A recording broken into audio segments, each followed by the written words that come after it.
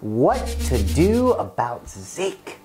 It's a tough one. It's tough, and we're shooting a video on it because we're getting a lot of questions on it. But you know, if you own him in like a dynasty or keeper league and you're really upset because he's in your lineup, but you know you obviously can't start him and you think it's going to hurt you, then you just play daily. And what you should do when you play daily is do what, Dustin? So we're partnered back up with FanDuel. So much better. We're very happy to be back with them. Hindsight, we should have never left them. But we're doing some fun things with them this year, so you're going to need to sign up if you're not signed up already. FanDuel.com/FST. It's in the description. Click on that, deposit $10 or more right after you click on it, after you sign up. We get credit for the sign up, gives us some love, helps us support the channel. But we're doing a game with them, a private game. It's a Beat the Experts FanDuel. It's a $5 game, so if you win the cash prizes just like you would do with any other tournament. But we're also giving you a shirt that says this: Ooh. I beat the experts at Fantasy Smack Talk. So if you beat us, we'll give you a shout out in the video. We'll send you a shirt. And we'll say whatever you want to say to somebody in your league. If you want to throw some hate on them or almost anything, we will also do that. And you'll still get the cash for winning the game. So. All right, so Zeke Elliott suspended. We knew it was coming.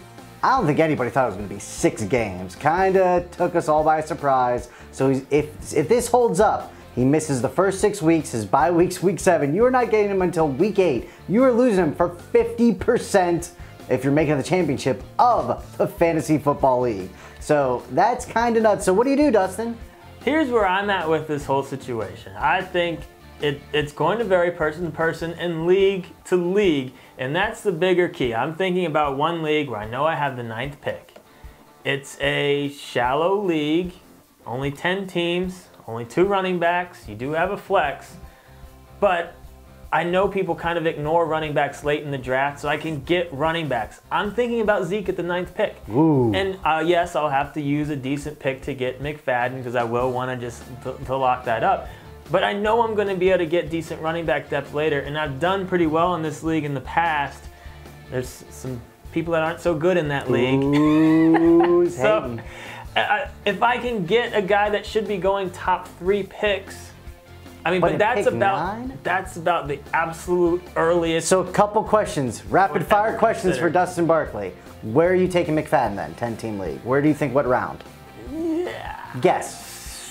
8th round? 8th round feels about right. Something like that. Maybe 7th if you have to. But here's the deal, if it's a 12-team league or a very competitive 10-team league, I think I'm mid-second is where I'm starting to think Zeke. I mean, you're looking at, when you're looking at like Lamar Miller's, Gurley's, Howard, Ajayi, Fournette, those type of guys, I think that's where it's kind of tough. Would you rather have Gurley for all the games or Elliott when he comes back fresh when it counts the most? But that's what's key. Think about it though. It's not like you don't have anyone in that RB position.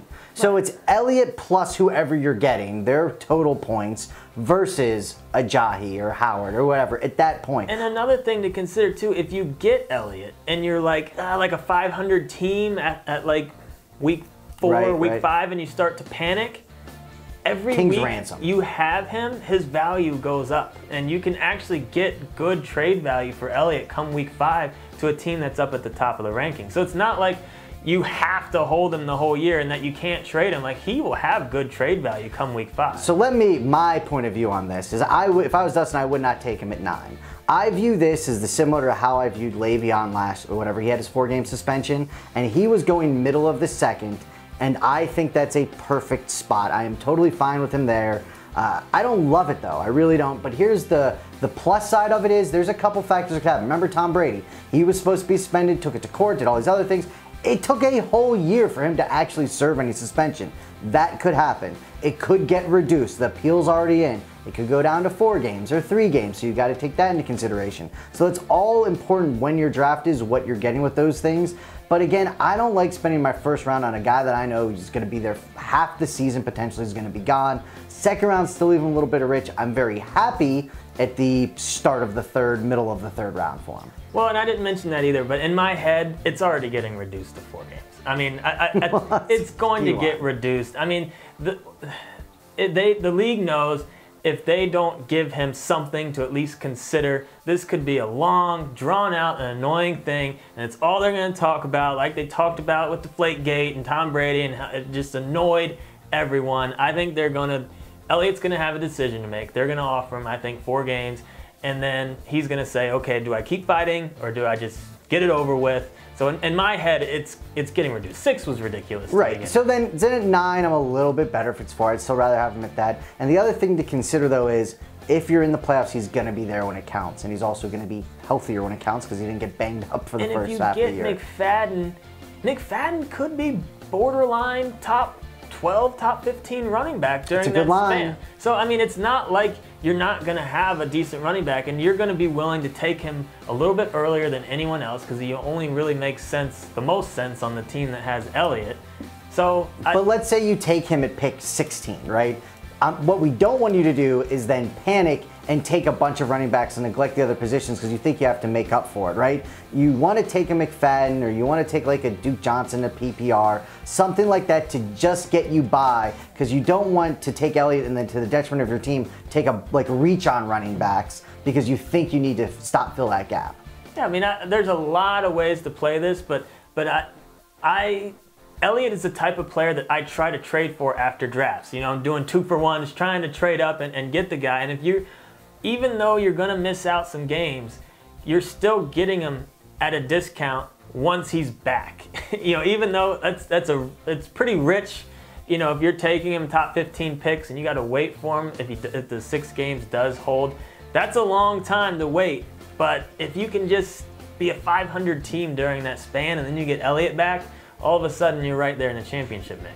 I believe he's going to go around pick 20 when it's all said and done. That's where I feel like he's going to go. Right. And I think that's okay. I'm very fine with him at pick 20, or like I said, 15, 16. But if you're going to ask that question, where he's going to go, I'm saying around pick 20. I think when the dust settles is where he's going to be in these next coming weeks. For me, it's right at the tricky part will be taking him over Melvin Gordon or McCoy. If Melvin Gordon can't do that. There's no way I can do that. If I'm at the 9th pick and Melvin Gordon and McCoy are both gone, that would be the only time I would do it. I don't know if I can take him over Ajayi. I can take him over Ajayi all day. Or Howard. I can take him over Howard all day. But see, that's the thing. I don't love Howard. I don't love Gurley. Fournette. I can take him over Fournette. McCaffrey in a PPR. I can take him over McCaffrey. McCaffrey's not going pick 9 anyway. See, I'd take a receiver there. I don't know about that. So there's a lot of debate on this one. Post in the comments what you think. It's going to be a hot topic in fantasy all the way up until we hear the appeal and all that fun stuff, but hopefully it just doesn't get drawn out for two years. I do give it a 15% chance he does not serve a single game this year because he takes it to court similar as Brady. And that's just it too. That's where you get him. That's why I'm okay with 15. If you're drafting right now, but here's the thing too, if you're at the 9th or 10th pick, you're not getting him on the way back. No, so you're if not. You want him, right, you got to reach at that point. So that's the only reason I'm considering it, because I want that top running back and I'll wait for him. But that's it. Check out FanDuel, subscribe to our channel, thumbs up, give us some love in the comments. We've been trying to answer more questions this year. Zeke. Hey, that's right. Pretty good. That's right.